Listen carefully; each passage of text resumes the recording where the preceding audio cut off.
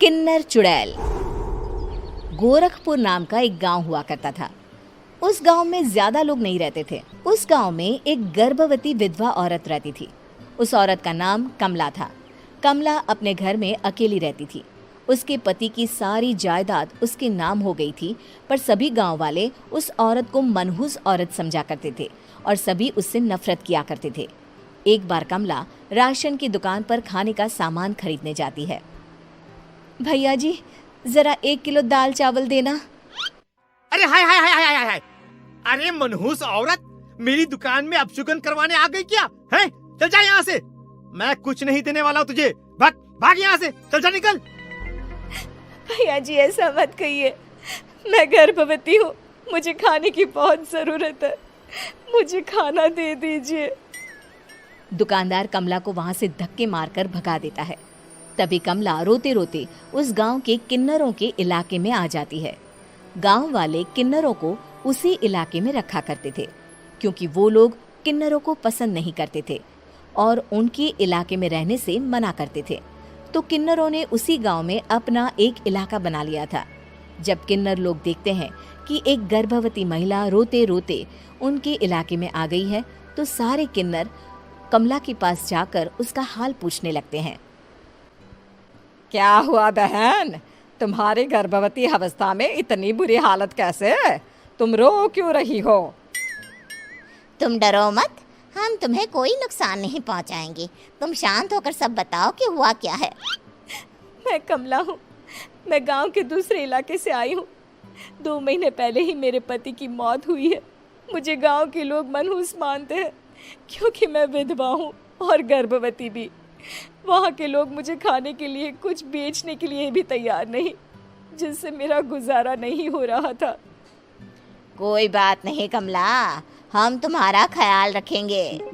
किन्नर लोग कमला को एक खाली घर में रहने के लिए जगह दे देते हैं और उसकी देखभाल भी करते हैं। कुछ ही महीने बाद कमला अपने बच्चे को जन्म देती है, पर अफसोस, कमला बच्चे को जन्म देते ही अपनी जान गंवा देती है। जब सब किन्नर बच्चे को देखते हैं तो बहुत खुश हो जाते हैं, क्योंकि वो बच्चा भी किन्नर ही था। कमला ने एक किन्नर बच्चे को जन्म दिया था। अब इस बच्चे की देखभाल कौन करेगा? हम तो इस बच्चे को गांव के दूसरे इलाके में भी नहीं भेज सकते। और तो क्या हुआ, इस बच्चे की माँ नहीं रही तो हम इसे पालेंगे। अब ये हमारे इलाके में रहेगा, हमारे साथ रहेगा। फिर वो किन्नर उस किन्नर बच्चे को गोद ले लेते हैं, उसका नामकरण कराते हैं। उस किन्नर बच्चे का नाम शक्ति रखा जाता है। देखते ही देखते शक्ति बड़ी होने लगती है। उसके रंग रूप बहुत सुंदर थे। वो बहुत सुंदर किन्नर दिखती है। एक दिन शक्ति एक किन्नर से पूछती है, माँ जी सुनिए ना, ये गांव के दूसरे इलाके में भी तो लोग रहते हैं, तो हम वहाँ क्यों नहीं जाते? हम उनसे अलग क्यों रहते हैं? शक्ति, क्योंकि वो लोग हमारे जैसे नहीं, वो लोग हमें पसंद नहीं करते, इसीलिए हम उनसे अलग रहते हैं। क्यों? वो हमें क्यों पसंद नहीं करते? मुझे एक बार उस इलाके में जाना है, मैं एक बार वहाँ जाकर घूम कर आऊं। शक्ति, खबरदार, जो तू उस इलाके में कभी भी गई तो अपनी जान नहीं गंवाना चाहती तो उस इलाके में कभी कदम भी नहीं रखेगी, समझी? इतना कहकर वो किन्नर वहाँ से चली जाती है। शक्ति उस किन्नर की बात सुनकर बहुत रोती है। माँ जी, ऐसा कैसे कह सकती हैं? उन्होंने इतनी सी बात के लिए मुझे इतना डांटा। अब तो मैं उस इलाके में जरूर जाऊंगी। फिर एक दिन शक्ति गांव के दूसरे इलाके में चुपके से जाती है। ये लोग तो हमारे जैसे ही इंसान हैं, तो ये हमसे नफरत क्यों करते हैं? जब शक्ति उस इलाके में पहुंचती है तो गांव के सारे आदमी उसके रूप से मोहित हो जाते हैं। वो लोग ये अंदाजा नहीं लगा पाते कि वो किन्नर है।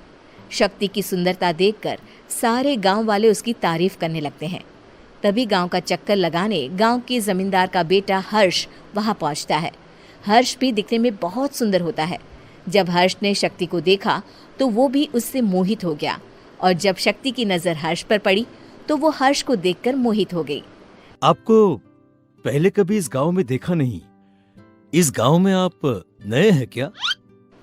जी नहीं, वो मैं बस। तभी शक्ति बोलते बोलते रुक जाती है और मन में सोचने लगती है, अगर मैंने इनको बता दिया कि मैं दूसरे इलाके से आई हूँ तो वो समझ जाएंगे कि मैं किन्नर हूँ, इसलिए मुझे इनसे झूठ ही बोलना पड़ेगा। शक्ति हर्ष को कहती है, जी हाँ, मैं इस गांव में नई आई हूँ, यहाँ अकेली रहती हूँ। वैसे आप कौन है? आप भी इसी गांव में रहते हैं? जी हाँ, मैं इस गांव के जमींदार का बेटा हूँ। आपको किसी भी चीज की जरूरत पड़े तो आप मुझे बता देना, मुझे अच्छा लगेगा। ऐसे ही शक्ति और हर्ष एक दूसरे से रोज मिलने लगते। वो दोनों अपने प्यार का इजहार करने एक दूसरे से मिलने जाते हैं। तभी शक्ति का पीछा करते करते एक किन्नर वहां आ जाती है।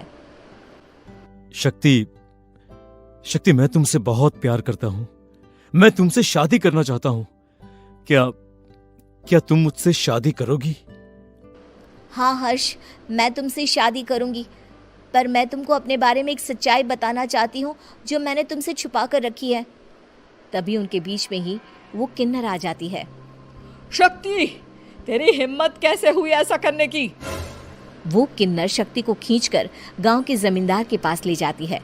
हर्ष भी वहां शक्ति को बचाने के लिए पहुंच जाता है। जमींदार शक्ति और हर्ष के प्यार के बारे में सुनकर गुस्से में आ जाता है और शक्ति को गांव के बाहर निकालने की सजा देता है। शक्ति ये बात सहन नहीं कर पाती और कुएं में कूदकर अपनी जान दे देती है। जमींदार हर्ष की शादी गांव की एक लड़की से करवा देता है, पर हर्ष इस शादी से खुश नहीं होता।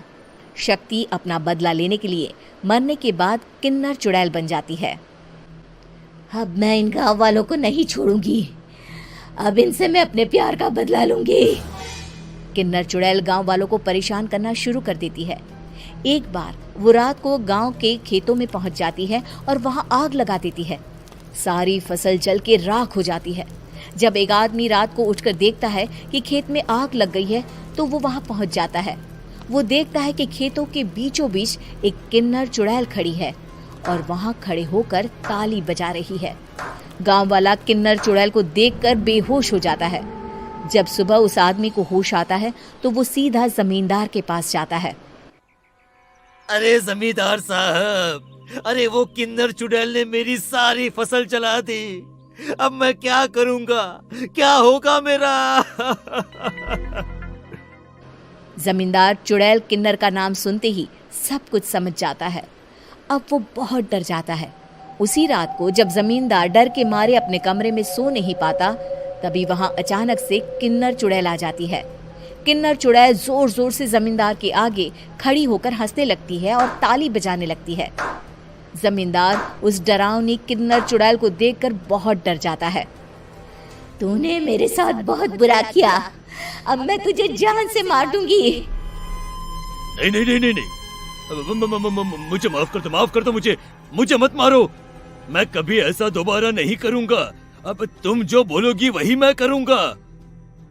ठीक है, मैं चाहती हूँ कि किन्नर इलाका गांव के इलाके से जुड़े और गांव का कोई भी आदमी किन्नर समाज से द्वेष ना करे, उससे नफरत ना करे, नहीं तो मैं सारे गांव को मार दूंगी।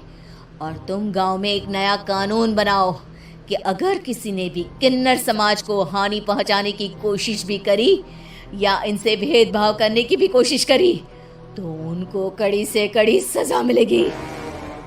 हाँ हाँ हाँ हाँ, मैं ऐसा ही करूंगा। तुम जो बोलोगी वो मैं करूंगा, पर मुझे जाने दो प्लीज।